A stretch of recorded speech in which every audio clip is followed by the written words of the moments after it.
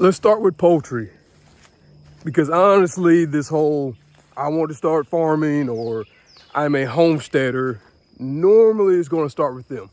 You know, I'm talking chickens, ducks, and quail.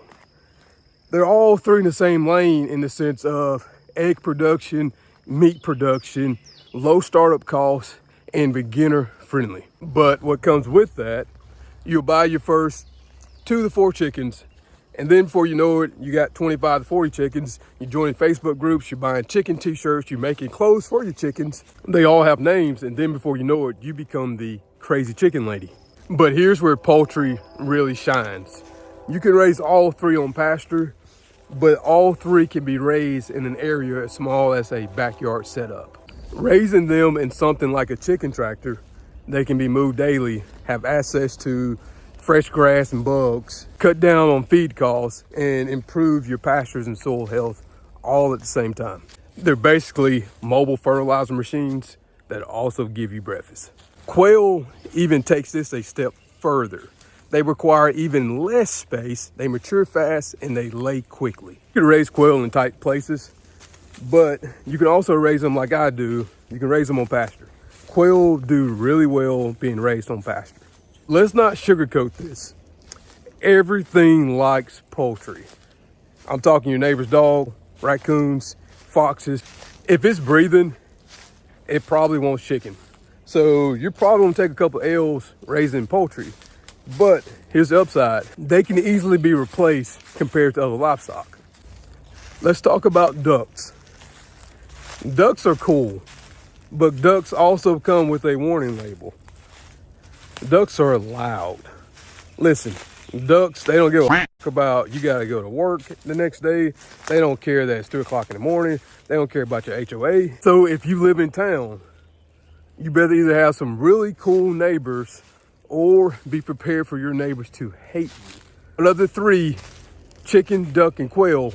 Ducks will be by far the loudest. And that's just their personality. You know, it's kind of one of those either take it or leave it.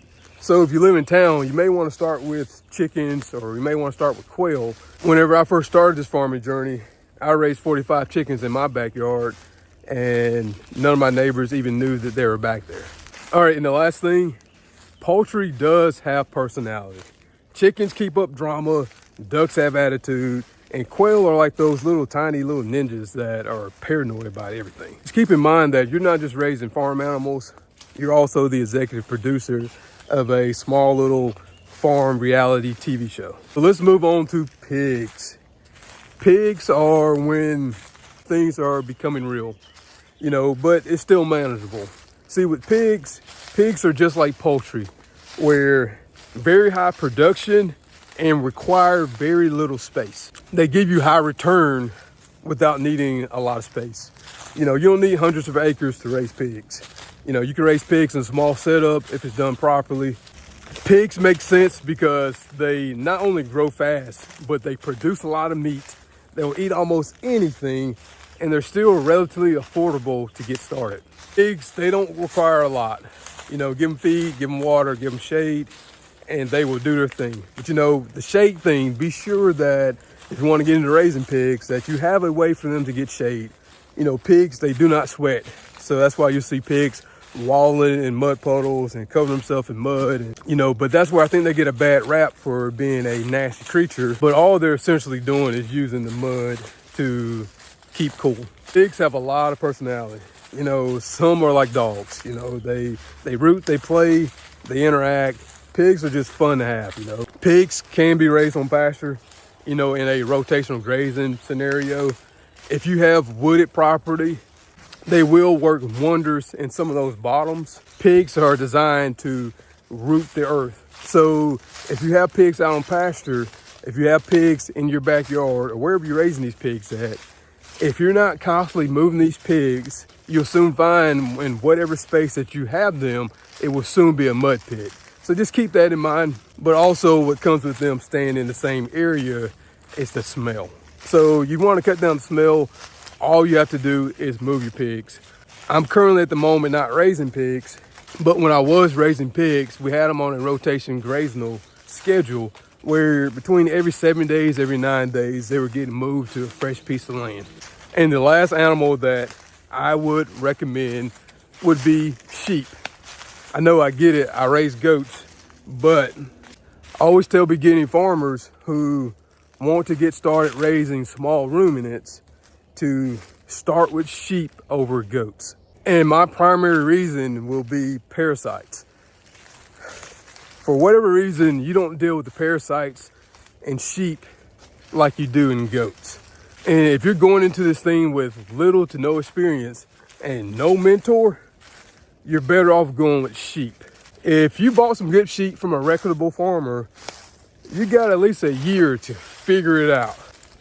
Chances are they may get sick during that time, but you still got a little bit of time to be able to figure out how to treat parasites and how to deal with certain things that come up with raising ruminants, that if you went on the goat side of the small ruminants, that window has quickly closed. And what I mean is, with goats, you probably have 3 or 4 days to get that goat feeling better and standing before that thing dies. Compared with sheep, they tend to be a lot more hardier in being able to overcome a lot of these sicknesses. In my opinion, you're still getting the same production value when it comes to raising sheep and goats. But sheep are far more easier to contain, and they're a lot more predictable when it comes to treating them for sicknesses and them being able to overcome those sicknesses. So in closing, keep it simple, okay? Whenever you purchase your first animal, regardless if you start with chickens or quail, pigs, sheep, whatever you choose to start with, keep things simple. Learn the habits and nature of that animal first before you start wanting to add all these other animals to your farm. That's not only going to prevent you from becoming burned out, but you also have to remember, this may be a hobby to you. Farming is a lifestyle. You know, these animals, they don't care that Aunt Barb died last night and you have to fly to Nebraska tomorrow to set up funeral arrangements. They don't care that the forecast predicted snow, that it's supposed to rain for the next 5 days. So I say all that to say this is a lifestyle that, regardless of how you're feeling, you're cold, there's a loss, you're going through a breakup, whatever you're dealing with in life, you're still going to have to care for, feed, and manage livestock. So before you get into this, just be sure this is really something you want to do. You know, I think so many people see YouTube videos and they see things online, and we only show a snippet of what we're dealing with on a daily basis. And I think to some degree, we make all this stuff look easy. So people say, well, I can do this, I can do that. It looks fun, it looks easy. And then you get into it and you quickly realize it's a lot more work than what we make it look like. But anyways, guys, I just hit 500 subscribers today. It's pretty awesome to see how the channel is growing. Thank you for all the new subscribers, and we will catch you on the next one.